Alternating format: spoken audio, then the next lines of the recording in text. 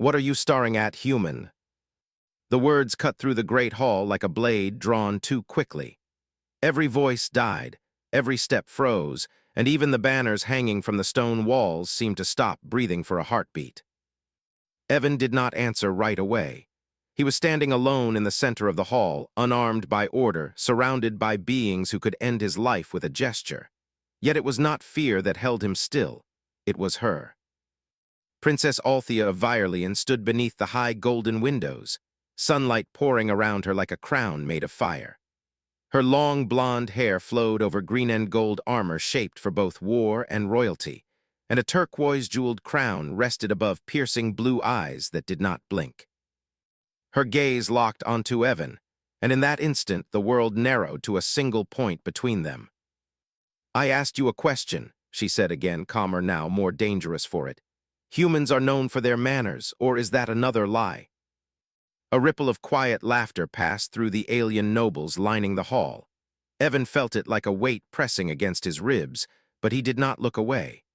He had learned long ago that lowering his eyes only invited worse. "I was making sure you were real," Evan said at last, his voice steady despite the tension burning his throat. "Legends don't usually breathe."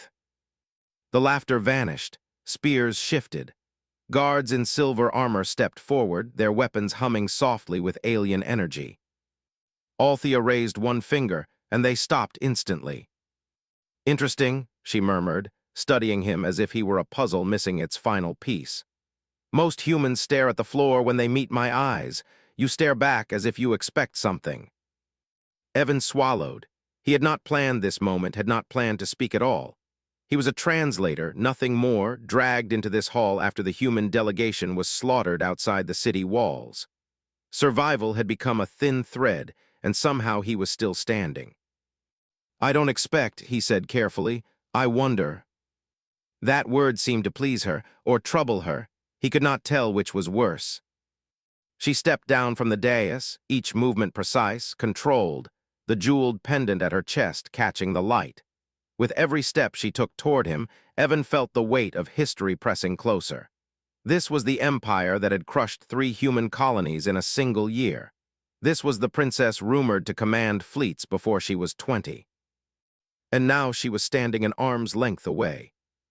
"Wondering about what?" Althea asked quietly. Evan met her gaze fully now, and something shifted between them, subtle but undeniable. Why someone who rules so much power looks lonely. The hall exploded. Shouts rang out in sharp alien tongues. Weapons came up. A commander roared an order that Evan did not need translating. Death rushed toward him from every direction. But Althea did not move. She did not shout. She did not strike him down. She only stared, her blue eyes widening just slightly, as if he had touched a wound no one else knew existed. "Enough," she said. The command fell like thunder. The guards froze mid-step, blades hovering inches from Evan's throat. Silence returned, heavier than before. "Lonely." The word echoed inside her mind, unwanted and uninvited. She had been called many things, tyrant, goddess, executioner, but never that. Never by a human standing so close she could hear his heart beating. "How dare you?" she said softly, yet there was no anger in it, only something raw, something dangerous. "You know nothing of me." "I know you're staring back," Evan replied. For a moment she seemed almost amused, for another moment almost afraid. "Take him," Althea said suddenly, turning away. "Not to the cells." That caused more shock than any insult. The nobles murmured, confused and uneasy. "To my wing," she finished. "I will decide what to do with him myself." Evan's breath caught. That was not mercy. That was not execution. That was uncertainty. And uncertainty in the Virelian Empire was far more terrifying. As the guards moved him forward, Evan felt her gaze on his back, heavy and unbroken. He did not know why he had been spared. He did not know what she saw in him. But one thing was clear as the golden doors closed behind them. The alien princess had not just captured a human. She had noticed one. And somewhere deep within her, a question had begun to form, one that could shake empires or shatter them both. Evan expected chains. He expected darkness, pain, or at least a cell built to remind him how small he was. What he did not expect was light. The doors opened into a vast chamber high above the city, its walls carved with ancient symbols and tall windows spilling gold across polished stone. Silk curtains moved softly with the wind, and a low fountain murmured somewhere beyond his sight. There were no bars, no restraints, no guards inside the room. Only space. "Is this where you decide how I die?" Evan asked as the guards released him and stepped back outside, sealing the doors behind them. Princess Althea stood near the window, her back to him, hands resting lightly on the stone railing. From here, the city of Virelian spread beneath them, towering spires, flowing bridges, and ships gliding silently through the air like silver birds. "No," she said, "this is where I decide if you live." She turned slowly, armor catching the light, eyes sharp but searching. Up close, Evan noticed details the legends never mentioned: the faint scar along her jaw, the tired shadows beneath eyes that never seemed allowed to rest. "You spoke without permission," she continued. "You looked at me without fear. You named something I do not allow even my advisors to think." "Then kill me," Evan said, "but don't pretend it was a mistake." Althea studied him for a long moment, as if weighing more than just his words. "Humans are strange," she said. "Your kind trembles when faced with power, yet you still challenge it. Tell me why." Evan exhaled slowly. His life had been reduced to truth or silence, and silence would not save him. "Because we lose everything anyway. When you have nothing left, fear stops being useful." Something tightened in her expression. "You lost your delegation," she said. "I gave the order." "I know." "Then why do you still stand straight?" Evan's fingers curled at his sides. "Because if I kneel now, they die twice." The fountain's murmur seemed louder in the quiet that followed. Althea walked closer, close enough that Evan could see his reflection faintly in the polished green of her armor. "You are not a soldier," she said. "Your hands do not carry violence." "No," Evan replied. "They carry words." She tilted her head. "Words built your alliances, words broke our treaties, words sent fleets to my borders." "And words might stop them," Evan said before he could stop himself. That made her smile, brief, sharp, and dangerous. "Bold or foolish?" "Both," he admitted. Althea moved past him, circling slowly as if he were the one on display. Evan felt her gaze trace the line of his shoulders, the tension in his stance. She was not looking at him like prey. She was looking like a ruler searching for leverage. "Tell me," she said quietly, "when you looked at me in the hall, what did you really see?" Evan hesitated. This question mattered more than the others. He chose his words with care. "Someone carrying a war she didn't start, wearing a crown heavy enough to break her neck if she ever leaned too far." Althea stopped walking. For a heartbeat, Evan thought he had gone too far. Then she laughed. It was soft, almost startled, as if the sound had escaped her without permission. "If my council heard that, they would beg me to remove your tongue." "Then I'm glad this room has no witnesses," Evan said. She turned to face him again, laughter fading into something thoughtful. "You are either very brave," she said, "or you are trying to die." "I'm trying to understand," Evan replied. "Because if I don't, the next human who stands here won't speak as carefully." Her eyes darkened. "There will not be a next human." "That's what scares me." Silence stretched between them, thick and uncertain. Outside, the city moved on, unaware that something fragile was forming in a room without chains. "You are my prisoner," Althea said at last, "but not like the others." "What kind, then?" Evan asked.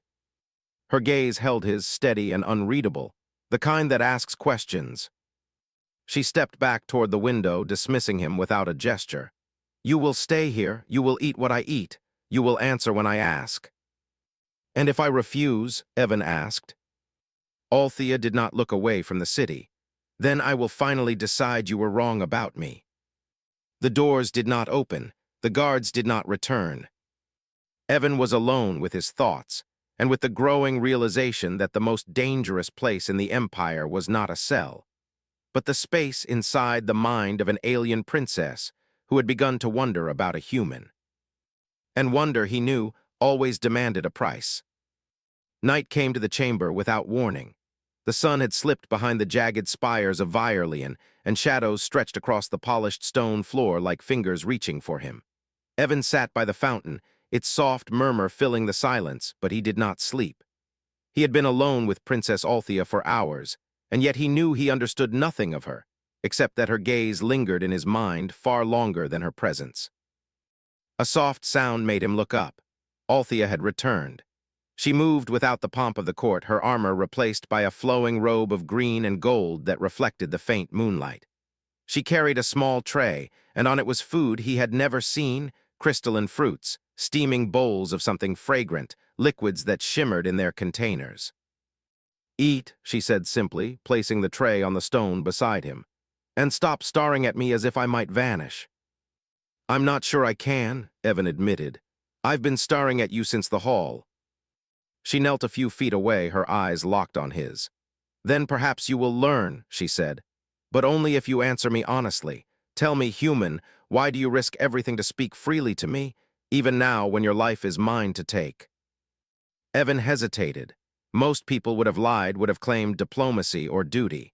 But he found himself saying the truth, quiet and steady. "Because if I don't speak, no one will ever know the truth about what we are, what humans can do, what we feel." Her lips pressed into a thin line. For a moment, she seemed to disappear into thought, the moonlight tracing the sharp angles of her face. "Do you truly believe humans feel differently?" she asked softly. "That your small hearts contain anything worth me noticing?" "I do," he said, "and I think I can show you if you let me." Althea's eyes flickered. Then she laughed, a quiet, almost sad sound that made Evan's chest tighten. "Bold words," she said, "and dangerous. Do you understand how dangerous that is?" "I'm learning," Evan replied. They ate in silence after that, the sound of spoon against bowl and the fountain's soft murmur the only companions. But the silence carried weight. Evan felt it pressing against him, a reminder that trust was a fragile thing in Virelian. One wrong word, one misstep, and he would be gone, erased from history as if he had never stood in the princess's gaze. Finally, Althea spoke again. "You are curious, human, too curious." Her voice was softer now, almost thoughtful. "Curiosity has destroyed empires, and yet here you sit, asking questions that no one else dares to utter." "What do you want me to ask?" Evan asked. "What do you want to know?" Her eyes narrowed, scanning him as if she could see into the very marrow of his bones. "Tell me about fear," she said. "Not the fear humans show in battle or in court, but the kind that lives inside you, quiet and sharp, clawing at your chest when no one is watching. What scares you, Evan?" He looked at her, surprised. No one had ever asked him that before. Not his comrades, not his leaders. "I'm scared of forgetting," he said after a long pause. "Of becoming nothing, of standing here staring at you and leaving the world behind without having made it better in some small way." Althea's gaze softened just slightly. She leaned back, staring at the high ceiling as if weighing his words against the history she carried on her shoulders. "And yet," she said quietly, "you still stand even knowing all that." "Yes," Evan said, "because I have to, because someone has to." For a long moment, neither spoke. The moon traced a path across the chamber, and the fountain whispered secrets only they could hear. And then, in a voice barely above a whisper, Althea asked the question that would change everything. "And what if someone like you could change me?" Evan's heart caught. He did not answer immediately. He did not know how to answer. The room seemed to shrink around him, the shadows stretching closer, the moonlight glinting on her eyes, so blue, so impossibly alive. He began, but words failed him. "Think carefully, human," she said, "because curiosity is a dangerous thing for both of us." And as she rose, leaving him alone once again, Evan realized something he had not known before, that the human heart, fragile and small, could hold more power than the greatest armies. And that Princess Althea, for all her strength and command, had no armor against questions born of truth and courage. Outside, the city slept, oblivious. Inside, the first cracks in an empire began to form, not in stone or steel, but in the fragile space between a human and an alien princess who refused to look away. Morning came like a blade through the high windows, cutting the shadows in the chamber into sharp lines of gold and silver. Evan woke to find Althea already there, standing at the edge of the balcony. She did not look at him, but her presence filled the room as though the walls themselves recognized her. "You survived the night," she said without turning.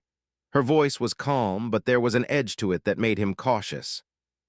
"I always do," Evan replied, sitting up and rubbing the sleep from his eyes. "Even when it's against someone like you." Althea finally looked at him, and for the first time, her eyes held a question he could almost touch. Why do humans cling to hope even when every reason tells them to stop? "Because hope is all we have left after everything else is gone," Evan said. "Fear teaches us caution, anger teaches us revenge, hope teaches us survival. It makes us stand when the world wants us to fall." She considered his words silently, packing slowly along the balcony. The city below glittered like a sea of stars trapped in stone and metal. Ships moved through the air, oblivious to the fragile dialogue happening above. "You are bold," she said finally. "Curiosity is one thing human, bravery another, but boldness can kill." "Maybe," he admitted, "but if you never risk anything, you never learn anything." Althea's hand hovered over the railing, fingers brushing the cool stone. For a moment, she seemed lost in thought, a ruler burdened by centuries of expectation.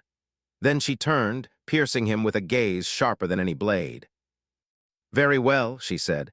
"You will leave this chamber soon. You will walk the city under my watch.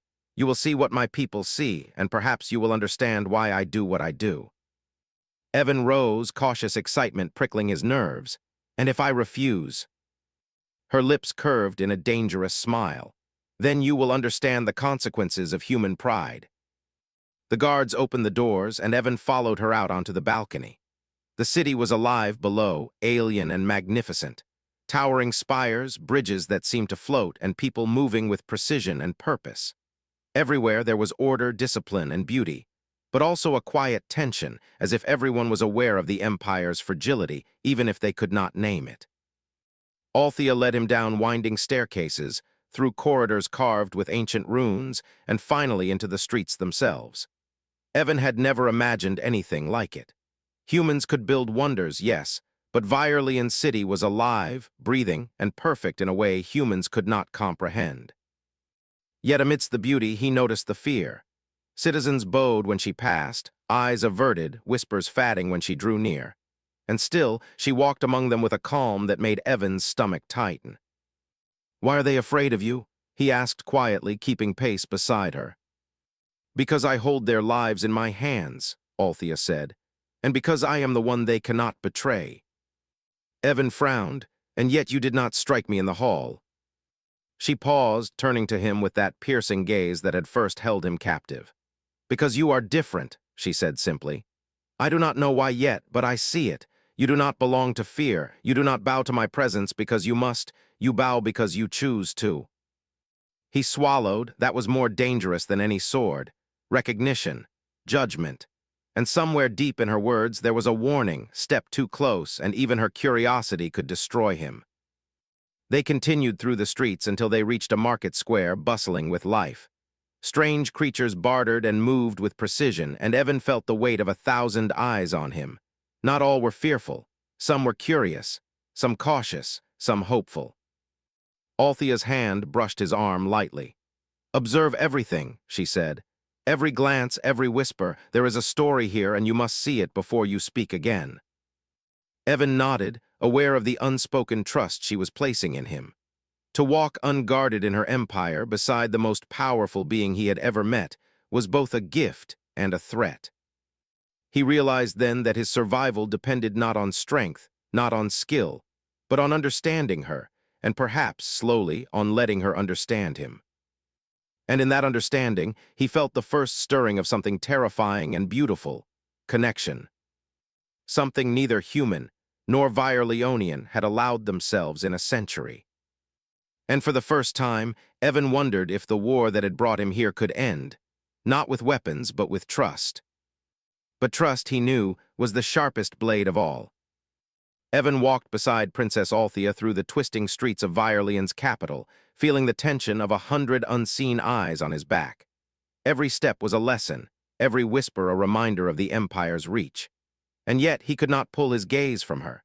She moved with the grace of someone who had never stumbled, but he could see the burden in her shoulders, the weight of expectations, of decisions that could destroy countless lives. "You are brave," Althea said quietly, as they paused by a flowing canal where silver-hulled ships drifted silently. "Humans often hide behind arrogance, but you do not hide. You confront me even knowing the cost." "I confront what I do not understand," Evan said, "because understanding is the only thing that can stop worse mistakes. Fear cannot stop them, anger cannot stop them, only knowledge can." Her gaze sharpened. "And what if knowledge demands that you betray everything you believe in?" Evan looked down at the cobblestones. He had been trained to negotiate, to navigate politics, to survive with words instead of swords. But standing here, beside the princess whose eyes had held him captive, he realized some choices were far heavier than he had ever imagined. "I will not betray the truth," he said finally, "even if it means I lose my life, even if it means I fail." Althea studied him, her eyes reflecting the pale light of the twin moons beginning to rise. "You are human," she murmured, "and yet there is something in you that defies the caution of your kind, something unpredictable." "Unpredictable is dangerous," Evan replied, "but sometimes dangerous is necessary." She turned to him close enough that he could see the faint scar along her jaw, the subtle tension in her lips, the way her hands hovered slightly, ready to act if the world demanded it. "And what do you risk by standing here human?" "My life," he said, "everything else I can rebuild. But this," he gestured between them, "is not something I can let pass without truth." Althea's silence was heavy, filled with unspoken questions. For a moment, Evan thought she might dismiss him, send him back to a cell or worse. But instead, she walked beside him, her steps measured, and said nothing. They reached a platform overlooking the city. Below, the Virelian fleet glinted under the moonlight, poised and perfect, a warning to anyone who would dare challenge the Empire. Evan felt the weight of it pressing against his chest, a reminder of the lives that hung in balance between them. "Do you fear this Empire?" Althea asked finally, her voice low, almost intimate. "The power I hold." "I fear what it can do in the hands of someone who does not understand," he said. "But you might be different. I do not know yet. That is why I speak. That is why I stay." Her eyes softened just slightly. "Humans speak too much," she said. "And yet, you speak what matters, even when it is dangerous. You are not afraid of me, Evan, and that terrifies me more than my enemies ever could." He swallowed. "I am afraid," he said, "but I do not let it stop me." For the first time, she smiled fully, not a polite gesture, not a ruler's mask, but a smile that touched something deep inside her. "Perhaps," she said, "we are not so different, you and I both bound by duty, both forced to carry burdens we did not choose." "And yet," Evan said, feeling the words fall heavy and true, "you have the choice to change what you carry. Even empires can shift when someone decides to act differently." Althea's gaze swept across the city, then returned to him, steady and unreadable. "And if I fail?" she asked quietly. "Then you will still rise," Evan said. "Because even when we fall, humans and perhaps even princesses can endure more than anyone imagines." A soft wind stirred the hem of her robe, the moonlight catching the turquoise in her crown. And for a moment, Evan understood something essential. The greatest battles were not fought with fleets or weapons, but with courage, honesty, and the willingness to look directly into the eyes of someone who could destroy you, and hope they see the truth instead. Althea's hand brushed lightly against his shoulder. "Tomorrow," she said, "you will meet my council. They will test you. They will doubt you. They may even try to break you." Evan nodded, heart steady. "Then I will show them what humans are capable of, not just with words, with truth." Her gaze lingered, sharp and unwavering, and in it he felt both a challenge and an invitation. The night stretched around them, and for the first time Evan realized that survival was no longer enough. Understanding and trust were the weapons he needed most. And in the silence of that moonlit city, The human and the alien princess stood on the edge of choices that could change everything. The morning sun struck the council hall with an almost cruel clarity, illuminating the polished obsidian floor and the towering figures of Virealian nobles. Evan stepped through the doors, his heart steady but every muscle alert. He had survived the princess's gaze, the empty chamber, the streets of the capital. But now he would face her council, a group whose silence carried more threat than 1,000 weapons. Althea led him to the center of the hall. Her armor gleamed in the sunlight, green and gold dancing across every curve and joint, her crown catching the rays in flashes of turquoise brilliance. She did not speak. She simply stood beside him, her presence both shield and challenge. The council stared. Their eyes were sharp, cold, measuring. One spoke, a tall figure with silver plating along his shoulders. "Princess, why bring a human before us?" Althea's voice was calm, but carried authority that silenced any further question. "Because he has something you cannot see." The council murmured, suspicion and disbelief thick in the air. Evan felt it pressing on him, a tangible weight. But he did not flinch. Instead, he met their gaze, and when his eyes met theirs, he did not look away. One by one, the council tested him. Words, riddles, subtle traps of diplomacy meant to trip him, to expose weakness. Yet Evan remained steady. He spoke honestly, carefully, and always with purpose. Every question he answered opened another, about humans, about choices, about courage and morality. He did not simply answer. They felt his thought process, the depth of his reasoning, and in those answers a quiet shock began to ripple through the council. "Impressive," another member said, voice laced with both awe and frustration. "He is not merely intelligent, he sees things we ignore. He understands risk, yet he weighs it with conscience. This is unusual for your kind." Evan did not take pride in it. He had been raised to understand humans, not as conquerors but as survivors. And he had realized something the council had not. Power without understanding is fragile, and understanding without courage is useless. Althea watched him closely, her piercing blue eyes unyielding. Yet in them, Evan glimpsed a flicker of approval, almost imperceptible, like sunlight breaking through storm clouds. He realized then that she was not only testing him. She was watching for truth, for character, for something beyond skill or words. Then came the moment he did not anticipate. A challenge unlike any other. The council demanded he choose, expose a weakness in the empire that could save lives, or remain silent and preserve his own safety. Every human instinct screamed to protect himself, yet Evan had learned already that safety without courage was meaningless. He stepped forward, heart steady, voice clear. "If the empire continues blindly, many will suffer. I will speak not to destroy, but to prevent needless death. Truth must be seen, even by those who fear it." The hall froze. Even the nobles who had doubted him could not ignore the conviction in his words. Althea's hand rested lightly on his shoulder. "This is the human I spoke of," she said softly, so only he could hear. "Not one who bows, not one who hides, but one who chooses, even when choice is perilous." For the first time, Evan felt the power of standing beside someone like her, not as a subject, not as a prisoner, but as an equal in courage. The council's murmurs grew, a mixture of fear, respect, and disbelief. And he understood something vital. He was no longer just a human in an alien empire. He had become a force they could not dismiss.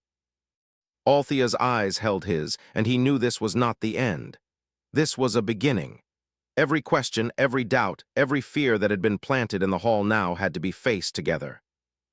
"Rise," Althea said, her voice echoing through the chamber. "You have passed, not because I command it, but because he has earned it." And in that moment, Evan realized the truth he had been living by all along. Courage does not come from strength, nor survival from skill.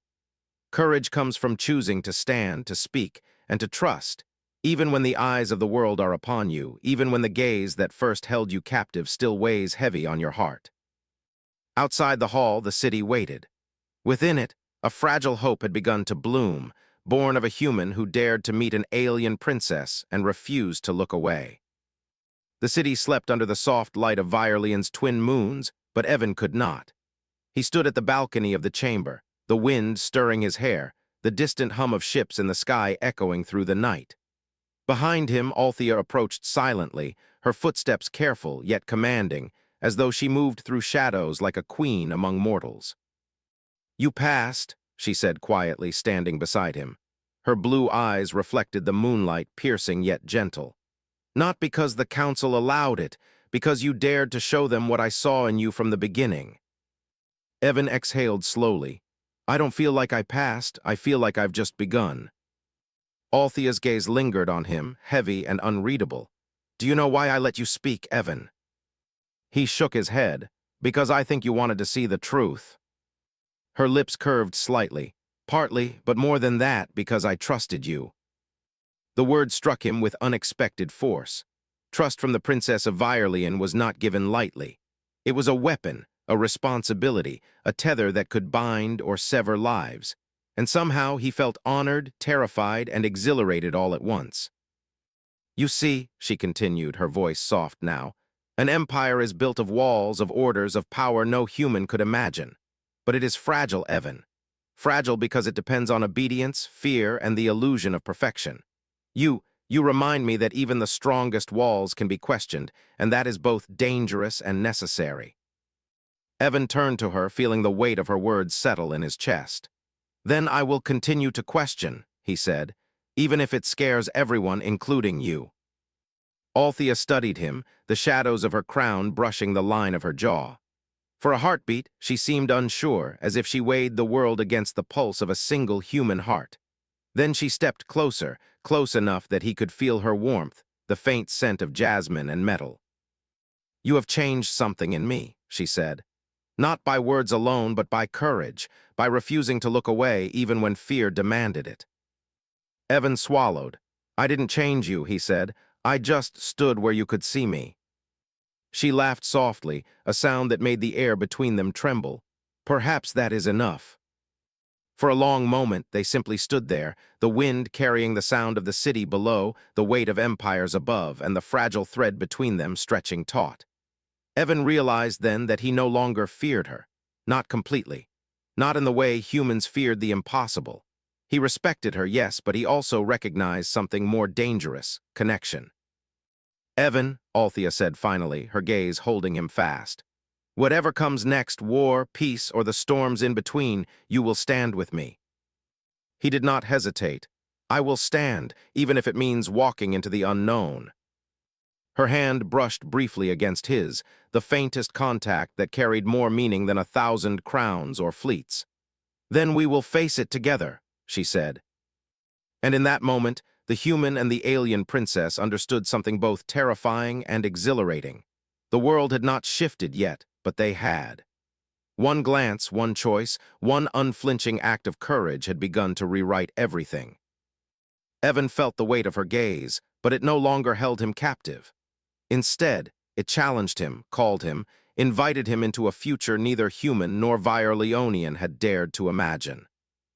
And for the first time, he realized that sometimes the most powerful battles are not fought with weapons or fleets, but with trust, courage, and the simple act of refusing to look away. The stars shimmered above the city, the twin moons casting silver over stone and glass. And beneath them, a human and a princess stood together, on the edge of history, unafraid to see each other, and themselves clearly for the first time. The empire waited, and now so did hope.